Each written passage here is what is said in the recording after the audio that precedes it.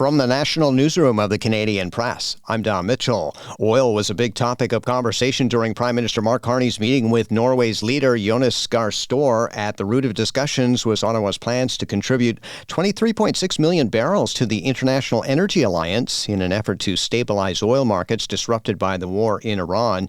Carney also took time to talk with a major Norway energy company about the proposed $14 billion Bay du Nord oil project off the coast of Newfoundland. It's one of the conversations I had today was with Equinor about Bay du Nord, which is a very attractive project off Newfoundland, which we look to move forward. That will provide additional, not in the short term, but in the medium term. Despite Carney's insistence the Bay du Nord project will produce very low carbon oil, there are some environment groups in Canada skeptical of the project, saying it contradicts Canada's promise to stop subsidizing oil and gas production. Well, it's been a year since Mark Carney became Prime Minister, and if anything is clear, it's that he's running the federal government very different from his predecessor. Many in Ottawa's chattering class describe the former central banker as a CEO-style leader who wants to run the country like a Fortune 500 company.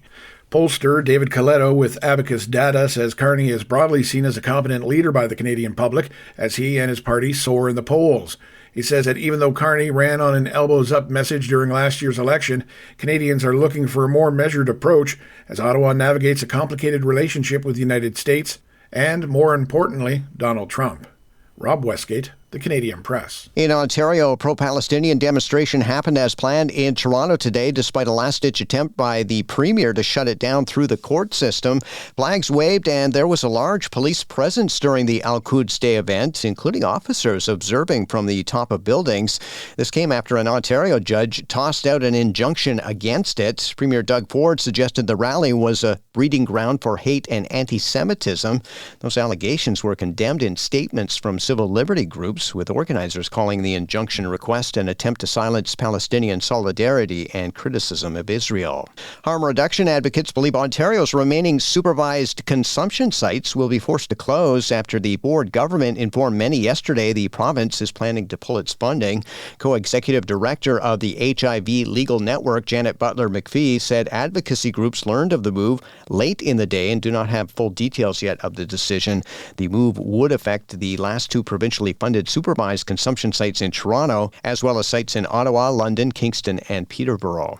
And another 3 members of Iran's women's soccer team who accepted refugee visas to stay in Australia have decided to return to their homeland. Initially, 6 players and a support staff member from a squad of 26 accepted humanitarian visas to stay in Australia before the rest of the Iranian contingent flew from Sydney to Malaysia. This is the Canadian Press. In sports, Tariq Skubal struck out 7 across 4 2/3 innings as the Detroit Tigers cruised to a 6-1 win over the Toronto Blue Jays in spring training action.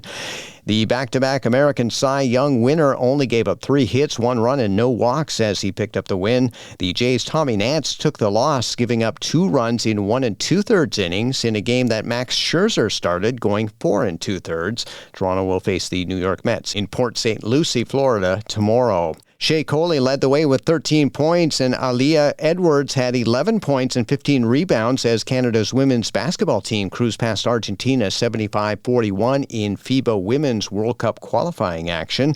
And in the NHL this afternoon, Linus Ullmark made 23 saves for a second shutout of the season as the Ottawa Senators blanked the Anaheim Ducks 2-0. Michael Amadio and Thomas Chabot scored for the Sens, with Shane Pinto dishing out 2 assists. From the Canadian Press, I'm Don Mitchell.